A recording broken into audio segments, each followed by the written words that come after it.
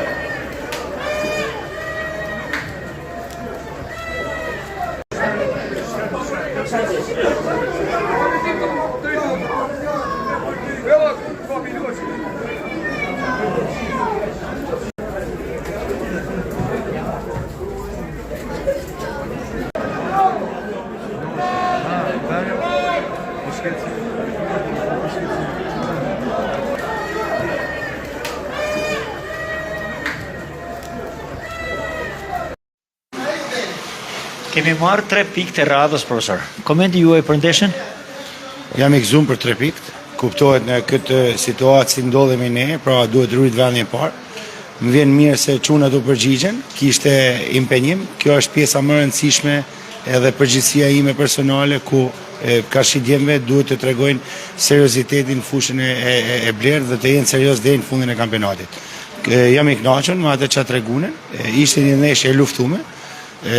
kundërshtari luajti, por mendoj se cilësia e lojtarëve që kemi në dispozicion është e lartë, pra raste që në Allahn i shfrytzu me mirë pjesën e parë, shënu me 2 gola, pa dhe më 2 rastet e tjera, por gjithsesi jam i kënaqur me 45 minutat e para. Pastaj pjesa e dytë, përpos diskutimeve në dhomat e zhdeshjes, unë diskutova me sportista sepse ne jemi në një fazë ku jemi në vendin e parë, duhet majt vendin e parë dhe është më zor me rujt vendin e parë se sa të shkosh në vendin e parë.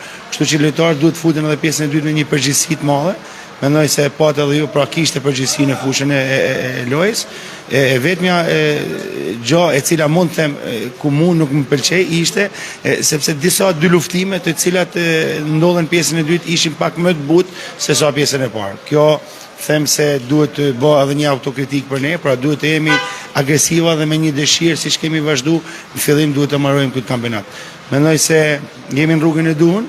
Mendoj se gjithçka e kemi në favorin tonë, pra nuk jemi marrë në dorë të askujt, por jemi në dorën tonë dhe në kamp e sportistave.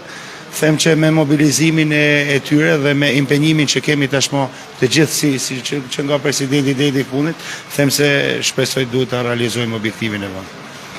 Terreni u vështërsua sidomos pjesën e dytë, që ndikoi edhe në rënjen një farë mënyre të forcës do të thonë, por gjithsesi ekipi ishte në lartësinë e duhur, mendoj unë. Absolutisht si po, unë nuk kam asnjë ankesë për sa i përket përgatitjes fizike, por edhe nga ana e dëmtimeve, mos harrojmë se jemi në një muaj i cili ka pas 3 muaj lagështina, pra terrenet kanë qenë jo në nivelin e duhur, por gjithsesi unë duhet jemi kënaqur, kanë bërë një punë të mirë, sidomos stafi, mjekët, jam shumë i kënaqur me to, pra kemi vetëm Raboshten i cili ka probleme me pak me një tërheqje të shkallës së parë, ndërsa komplet ekipin e kemi të gatshëm. Pra në këtë mes sezoni, në këtë kulm sezonit, me një dëmtim duhet kemi të kënaqur. Suksese në ndeshjen e ardhshme. Faleminderit edhe ju.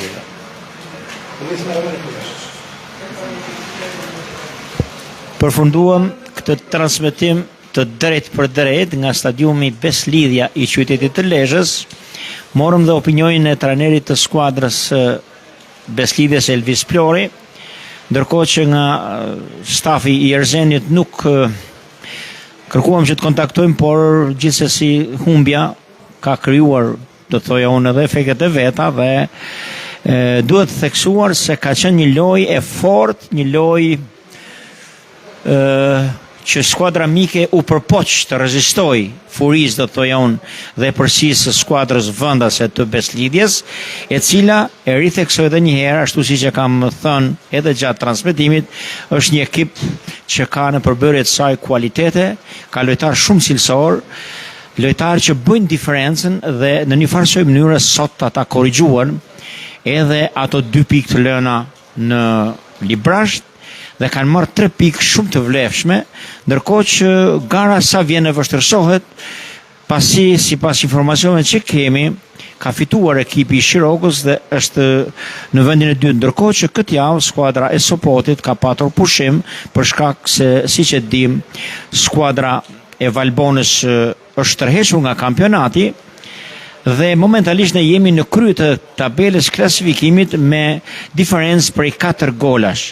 Janë shënuar 2 gola, njëri më i bukur se tjetri, por sidomos goli i dytë nga Gurbanov ishte një gol vërtet i bukur. Siç të duhet theksuar fakti se lojtarët e skuadrës së Beslidhjes kanë humbur disa raste që rezultati mund dhe duhet të ishte më i thellë. Pavarësisht nga kjo, rëndësi për këtë takim ka 3 pikët që janë marrë dhe këto janë më të rëndësishme se çdo tjetër.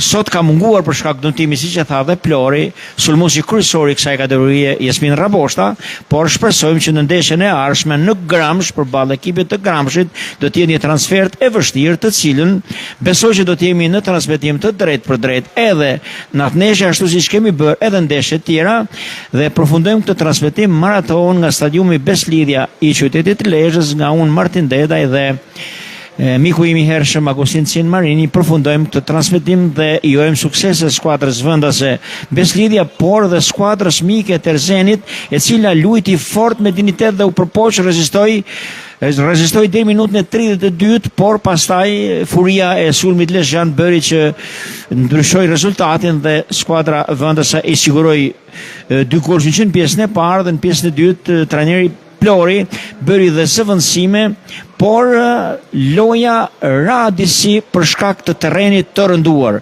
Një shi i butë ka rënë për gjatë gjithë zhvillimit të ndeshjeve që natyrisht kanë ndikuar edhe në gjendjen e fushës. Duhet të kërkoj ndjes për disa lapsuse gjatë transmetimit, për vetë faktin se në shumicën e rasteve lojtarëve, numrat e bluzave të lojtarëve nuk u dukshin dhe përrjedhoi dhe vetë lojtarët nga fytyra ishin të baltosur, pasi në raste të tilla, në ndeshje të tilla gjëra të tilla ndodhen. Gjithsesi, nga unë Martin Deda ju uroj një pasdite të këndshme dhe miru dëgjoshim dhe miru takoshim në transmetime të tjera të drejt për drejtë.